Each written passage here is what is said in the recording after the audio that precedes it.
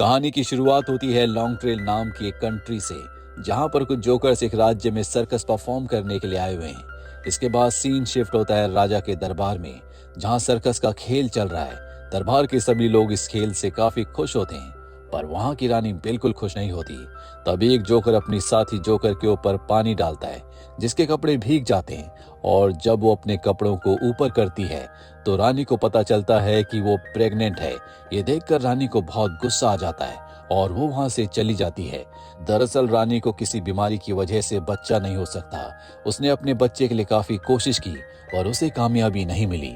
अब राजा रानी को मनाने की कोशिश करता है, पर रानी अपने आप को कमरे में बंद कर लेती है। थोड़े टाइम बाद जब रानी का गुस्सा शांत होता है तो राजा ने उसके कमरे में जाकर उसे समझाया और उससे वादा किया कि मैं तुम्हारी खुशी के लिए कुछ भी कर सकता हूँ, और रही बात बच्चे की तो मैं उसके लिए किसी भी हद तक जा सकता हूँ। अब इसके बाद एक रात एक जादूगर जिसने काले कपड़े पहने हुए थे, वो इस राज्य में आकर राजा से मिला। वो राजा को बताता है कि उसके पास राजा की समस्या का समाधान है। जादूगर रानी से कहता है, मैं तुम्हें वो तरीका बता सकता हूँ जिससे तुम प्रेग्नेंट हो जाओगी। तब राजा ने जादूगर से कहा कि तुम्हारे जैसे कई लोग यहाँ आ चुके हैं, पर किसी के पास भी इस चीज का समाधान नहीं था। पर जादूगर उसे भरोसा देता है कि मैं तुम्हारी परेशानी को सुलझा दूंगा, पर इस काम में काफी रिस्क है। और वो उसे प्रकृति के नियम समझाता है कि इस बच्चे के पैदा होने पर किसी को तो अपना बलिदान देना होगा, ताकि प्रकृति का नियम संतुलन बना रहे। रानी इस बात के लिए मान जाती है और जादूगर से पूछती है कि उसे क्या करना होगा। जादूगर उसे समझाता है कि समंदर में एक शैतान रहता है जिसका दिल निकाल कर तुम्हें खाना होगा, पर खाने से पहले उस दिल को किसी वर्जिन लड़की को पकाना होगा, तभी तुम प्रेग्नेंट हो पाओगी। अब दूसरे दिन राजा इस काम के लिए पूरी तैयारी कर लेता है। वो शैतान से लड़ने के लिए एक स्पेशल आर्मर बनवाता है, जिसकी मदद से वो शैतान से लड़ पाएगा। जिसके बाद राजा समंदर की गहराइयों में चला जाता है, जहाँ थोड़ी दूर पर उसे वो शैतान मिल जाता है। वो शैतान इस वक्त आराम से सो रहा था। राजा बिना उसे भनक लगे धीरे धीरे उसके पास जाता है और उस पर हमला कर देता है, और उसके शरीर को बीच में से फाड़ कर उसका दिल निकालकर पानी के ऊपर आ जाता है। पर शैतान से लड़ाई के दौरान राजा काफी घायल हो गया था, जिससे उसकी मृत्यु हो जाती है। जिसके बाद रानी वहां आती है और उस दिल को बड़े ही प्यार से अपने महल ले जाती है। जिसके बाद एक वर्जिन लड़की को उस दिल को पकाने के लिए कहती है, लेकिन जब वो मेड उस दिल को पका रही थी तो वो कुछ अजीब महसूस करती है।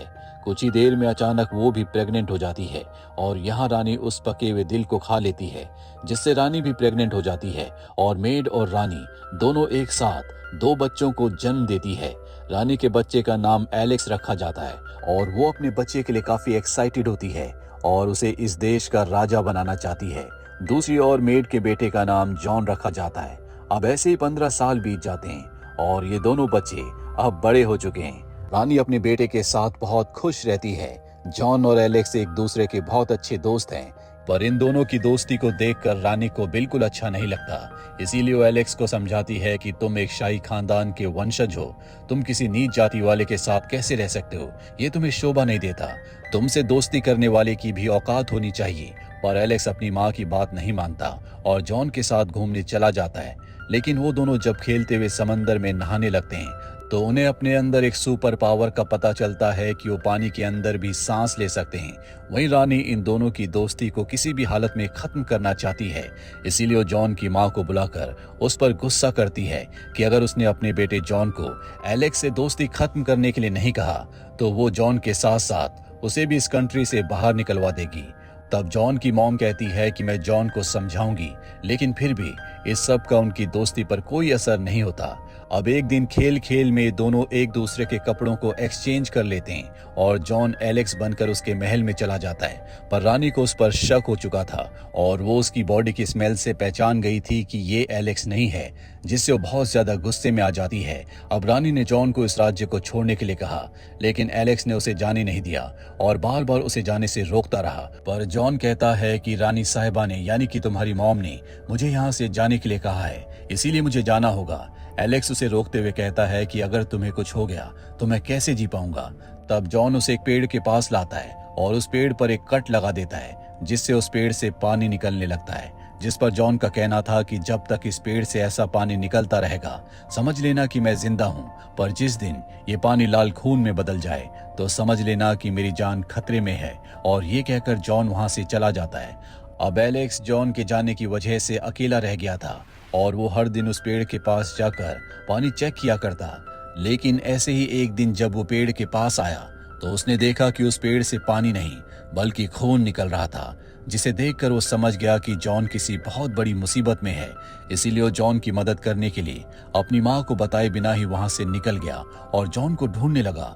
कई जगहों पर ढूंढने के बाद उसको जॉन का घर का पता मिल गया और जब वो उस एरिया में पहुंचा तो वहां के कई लोग उसे जॉन समझकर गले लगाकर रोने लगे, क्योंकि जॉन की और उसकी शक्ल हूबहू एक जैसी है। तब एलेक्स ने उन्हें बताया कि मैं जॉन नहीं बल्कि एलेक्स हूँ, और उसने उन सबको अपनी और जॉन की पूरी कहानी समझाई, जिसके दौरान उसे पता चला कि जॉन की शादी हो चुकी है।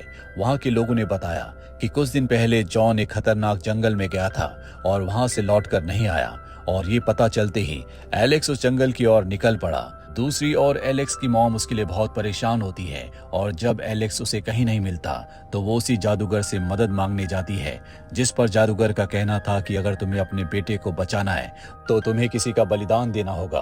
रानी उसकी बात मान जाती है। वहीं जॉन जंगल के अंदर एक गुफा में छुपा हुआ होता है। उसके पूरे शरीर से खून बह रहा होता है। दरअसल वो एक खतरनाक मॉन्स्टर से बचने की कोशिश कर रहा था और मदद के लिए चिल्ला रहा था, और तभी उसकी आवाज सुनकर एलेक्स वहां पहुंच जाता है। एलेक्स उस मॉन्स्टर से लड़ा और उसने अपनी तलवार से मॉन्स्टर को मार डाला और जॉन को बचाकर उस गुफा से बाहर ले आया। लेकिन वो मॉन्स्टर जिसे एलेक्स ने मारा था, उसकी बॉडी अचानक से इंसान में बदलने लगी, और वो मॉन्स्टर और कोई नहीं बल्कि एलेक्स की मॉम थी। यानी कि रानी ने अपने बच्चे को बचाने के लिए अपनी ही जान की कुर्बानी दे दी। एलेक्स को इससे बहुत दुख होता है, पर अब वो जॉन को उसके घर छोड़कर खुद अपने राज्य वापस आ जाता है और अपनी माँ के बाद वो खुद राजा बनकर राज करने लगता है। दूसरी कहानी की शुरुआत होती है एक राजा से जो बंदूक लेकर शिकार के लिए जा रहा था। असल में राजा को लड़कियों का काफी शौक होता है। वो चाहता है कि हमेशा उसके पास कोई ना कोई लड़की होनी चाहिए, इसीलिए वो अपने लिए एक खूबसूरत लड़की की खोज कर रहा था जिससे वो शादी कर सके, और उसने अपनी बीवी के लिए ढेर सारे पैसे और गहने भी जमा किए हुए थे। वहीं एक घर में दो बूढ़ी औरतें रहा करती थी जो जुड़वा बहनें थी। उनमें से बड़ी बहन का नाम डोरा और छोटी बहन का नाम एमा था। डोरा बहुत ही लालची औरत है, जबकि एमा बहुत दयालु। वो दोनों ना तो कभी घर से बाहर जाती है और ना ही इन दोनों ने अब तक शादी की है। पर इन दोनों बहनों के अंदर एक खास बात थी कि इनकी आवाज बहुत मीठी थी। यानी कि उम्र के हिसाब से देखा जाए तो इनकी आवाज बिल्कुल जवान लड़कियों जैसी थी। अब एक दिन जब डोरा अपने घर के अंदर गाना गा रही थी, तभी राजा उनके घर के सामने से गुजरा और डोरा की आवाज सुनकर राजा मंत्र मुग्ध हो गया। राजा सोच रहा था कि अगर इसकी आवाज इतनी अच्छी है तो ये लड़की कितनी सुंदर होगी, इसीलिए वो डोरा से अपना चेहरा दिखाने के लिए कहने लगा। ये सुनकर दोनों बहनें बुरी तरह से डर जाती है, क्योंकि उन्हें लग रहा था कि अगर राजा को पता चल गया कि वो दोनों बूढ़ी हैं तो वो गुस्से में उन्हें मार भी सकता है। इसीलिए वो दोनों एक प्लान बनाती है, जिसके मुताबिक उन्होंने राजा से कहा कि आप अचानक मुझे बुला रहे हैं, इसीलिए मुझे बहुत अजीब लग रहा है, पर अगर आप एक हफ्ते बाद मुझे बुलाओगे तो मैं बाहर आ जाऊंगी और आपको अपना चेहरा दिखाऊंगी। राजा ये सुनकर वहां से चला गया, जिसके अगले दिन से ही दोनों बहनें अपने शरीर की एक उंगली को जवान करने की कोशिश में लग जाती हैं। ये दोनों कई तरह की दवाई इस्तेमाल करती हैं, पर इससे उन्हें कोई फायदा नहीं हो रहा था, क्योंकि उससे उनकी उंगली बस कुछ वक्त के लिए जवान रहती और फिर पहले जैसी हो जाती, जिससे इनकी सारी खुशियां बर्बाद हो गई। लेकिन इसी दौरान एमा अपनी उंगली को काफी समय तक अपने मुंह में रखकर चूस रही थी, और कुछ देर बाद उसने देखा कि उसकी उंगली बहुत ही मुलायम और जवान हो गई, बिल्कुल किसी जवान औरत की तरह। मगर इस सब करते हुए उसका एक हफ्ता खत्म हो चुका था और वो राजा दोबारा वहां आकर उनका दरवाजा खटखटाते हुए कहता है कि एक हफ्ता खत्म हो चुका है, यानी कि अब तुम्हें अपना चेहरा दिखाना ही होगा। पर राजा की इस बात को सुनकर वो दोनों बहनें फिर से डर गई। उन्हें समझ में नहीं आ रहा था कि उन्हें राजा से क्या कहना चाहिए। राजा इतनी आसानी से उनका पीछा नहीं छोड़ेगा, इसीलिए उन दोनों को इसका कोई ना कोई हल निकालना होगा। तभी डोरा एमा की वो सुंदर उंगली दरवाजे से बाहर निकालते हुए कहती है, आज सिर्फ मैं आपको अपनी उंगली ही दिखा सकती हूँ। राजा उसकी सुंदर उंगली को देखकर खुशी से पागल हो गया और उसे किस करने लगा, जिससे वो दोनों बहनें और भी ज्यादा डर गई, क्योंकि अगर राजा को उनकी सच्चाई पता चली तो वो उन दोनों को मार देगा। तब राजा ने उनसे कहा कि मुझे तुम्हारा चेहरा देखना है और तुम्हारे साथ रहना है। तो डोरा ने कहा कि मुझे ये स्वीकार है, लेकिन मैं बहुत ही शर्मीली लड़की हूँ, इसीलिए मैं आपसे सिर्फ रात के समय ही मिलूंगी। और आप ये वादा कीजिए कि जब मैं आपसे मिलने आऊं तो वहां पर कोई दिया या उजाला नहीं होना चाहिए। राजा इस शर्त को मानकर खुशी खुशी वहां से चला जाता है, जिसके बाद वो दोनों बहनें अपने रिंकल्स को छुपाने के लिए ग्लू का इस्तेमाल करती है, जिससे उनका काम बन जाता है और डोरा की स्किन बिल्कुल जवान हो जाती है। जिसके बाद एमा ने डोरा को तैयार किया और राजा का सिपाही उन्हें लेने आ पहुंचा। डोरा की शर्त के मुताबिक वो सैनिक रास्ते में दिख रहे हर एक दिए को बुझाता जा रहा था, जिससे कुछ देर बाद डोरा राजा के महल पहुंच जाती है। महल में वो एक कमरे में जाती है जहां पूरी तरह से अंधेरा होता है, और उस अंधेरे कमरे में राजा और डोरा एक दूसरे के साथ पहली बार इंटीमेट होते हैं। कुछ देर के बाद डोरा सो जाती है। राजा को उसका चेहरा देखने की इच्छा होने लगी, इसीलिए वो डोरा के उठने से पहले ही एक मोमबत्ती की रोशनी में उसका चेहरा देख लेता है। मगर उसका चेहरा देखते ही राजा को जोर का झटका लगता है। वो सोचने लगा कि मैं रात भर इस बुढ़िया के साथ सो रहा था। अब राजा ने गुस्से में आकर अपने सैनिक से कहा कि इस बुढ़िया को खिड़की से बाहर फेंक दो, और उस सैनिक ने भी बिल्कुल वैसा ही किया। लेकिन वहां से गिरते वक्त डोरा की ड्रेस पेड़ में अटक गई और उसकी जान बच गई। तभी वहां पर एक जादूगरनी आती है, जो डोरा पर जादू करके उसे बहुत ही जवान और खूबसूरत लड़की में बदलकर वहां से चली जाती है। लेकिन डोरा को ये ठीक तरह से याद नहीं था कि उस जादूगरनी ने उस पर क्या जादू किया है। अब कुछ दिनों के बाद राजा उसी जंगल में शिकार करने आता है, जहां जंगल में खड़ी डोरा को उसने देखा, और डोरा को देखते ही राजा को पहली नजर में उससे प्यार हो गया, क्योंकि जादूगरनी के जादू के बाद वो बहुत ही सुंदर हो गई थी। अब वो बूढ़ी नहीं है बल्कि एक जवान औरत है। राजा डोरा को महल ले आता है और सबको बताता है कि ये मेरी होने वाली बीवी है, मैं जल्दी से शादी करने वाला हूँ। डोरा और राजा की शादी फिक्स हो जाती है, इसीलिए डोरा एमा को शादी के लिए इनविटेशन कार्ड के साथ एक बहुत ही सुंदर ड्रेस भेजती है। जिसके कुछ दिनों बाद फाइनली डोरा की शादी का दिन आता है और एमा भी अपनी बहन की शादी में पहुंच जाती है। लेकिन वहां डोरा से मिलकर उसे यकीन नहीं होता कि ये उसकी बहन डोरा है। वो डोरा से पूछती है कि तुम इतनी सुंदर कैसे बन गई। डोरा ने कहा कि मैंने अपनी स्किन को काट कर उतार दिया था और धीरे धीरे मेरे शरीर पर नई स्किन आ गई, जिससे मैं जवान दिखने लगी। अब इसके बाद एमा जब अपने घर जाने के लिए निकली तो वो रास्ते में एक दुकान पर रुक गई, जहाँ एक आदमी चाकू बेच रहा था, और एमा उस आदमी के पास जाकर उससे अपनी स्किन को उतारने के लिए मदद मांगते हुए कहने लगी कि मैं तुम्हें अपने सारे गहने दे दूंगी, पर तुम मेरी स्किन उतार दो। और ये कहकर उसने अपने सारे कीमती गहने उस दुकानदार को दे दिए। अब इतने गहनों को देखकर वो आदमी उसकी मदद करने के लिए तैयार हो गया। वो एमा को एक जंगल में ले जाता है, जहां पर वो उसकी स्किन को निकाल देता है। स्किन निकलने के बाद एमा उसी हालत में महल की तरफ बढ़ने लगी, पर महल पहुंचने से पहले उसकी मृत्यु हो जाती है। दूसरी ओर डोरा को भी ये कुछ अजीब लग रहा था कि उसकी स्किन में फिर से बदलाव आने लगे थे, यानी कि वो फिर से बूढ़ी होने लगी थी। इसीलिए वो राजा को इस बात का पता चलने से पहले ही वहां से निकल जाती है, और जैसे वो महल से बाहर आती है वो पूरी तरह से एक बूढ़ी औरत में बदल जाती है। अब वो यहाँ से तेजी से बाहर निकलती है और फैसला करती है कि आज के बाद वो कभी इस जगह पर वापस नहीं लौटेगी। इसी के साथ हमारी दूसरी कहानी भी यहीं पर खत्म हो जाती है। तीसरी कहानी की शुरुआत एक राजा से होती है, जो कि बहुत ही अजीब आदमी है। उसकी पत्नी की मृत्यु कई साल पहले हो चुकी है, मगर उसकी एक बेटी भी है जिसका नाम वायलेट है। हालांकि उसकी पत्नी की मृत्यु के बाद से ही वो वायलेट से नाराज रहने लगा। अब एक दिन जब राजा दरबार में बैठा हुआ था, तभी उसने देखा कि एक कीड़ा उसके हाथ में बैठकर उसका खून पी रहा है।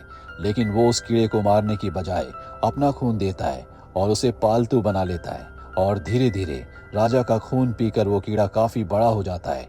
राजा अपनी बेटी की शादी के बारे में सोचने की बजाय उस कीड़े को पालने और हमेशा उसके साथ खेलने में लगा रहता है।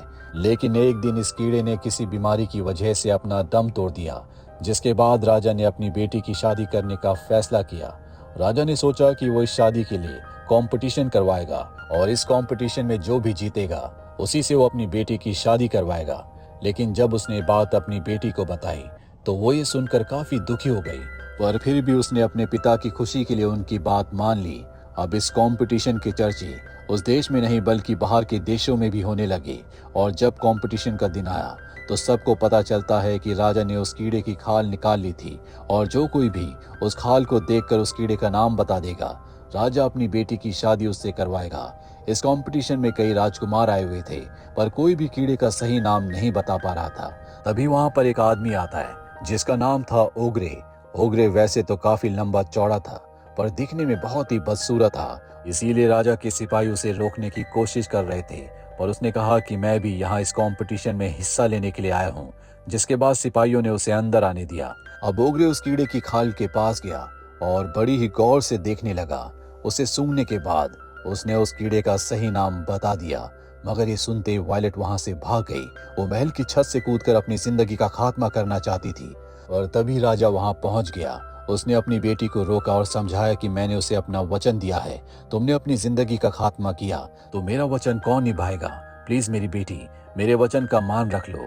और वायलेट ना चाहते हुए भी अपने पिता की बात मान लेती है, जिसके बाद ओग्रे वायलेट को अपने साथ ले जाता है।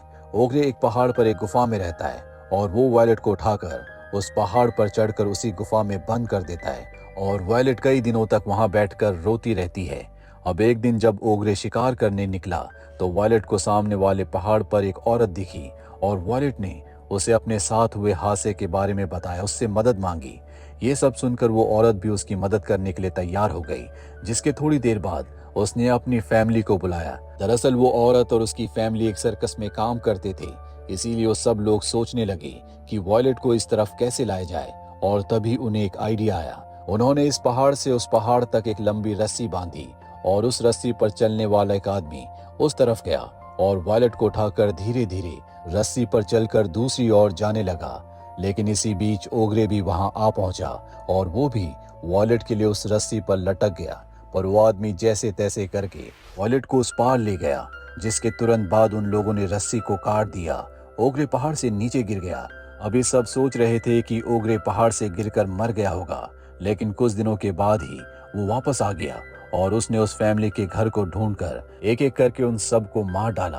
पर वायलेट वहां से भागकर एक गुफा के अंदर छुप गई थी, लेकिन ओग्रे ने वहां पहुंचकर उसे भी पकड़ लिया। वायलेट के पास इस वक्त और कोई रास्ता नहीं था, इसीलिए वो अपनी हार मानने का नाटक करती है, जिससे ओग्रे का गुस्सा कम हो जाता है। पर जैसे वायलेट को मौका मिलता है, वो ओग्रे के ऊपर हमला करके उसे मार देती है। और अब वो अपने पिता के पास महल में वापस लौट आती है और उन्हें बताती है कि तुमने मेरे लिए कैसा हैवान चुना था।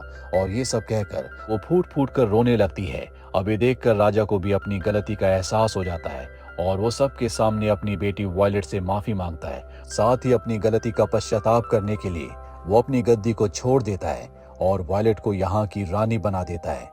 जिसके बाद वायलेट की क्राउन सेरेमनी बहुत ही धूमधाम से मनाई जाती है, और इसी के साथ हमारी आखिरी कहानी भी खत्म हो जाती है।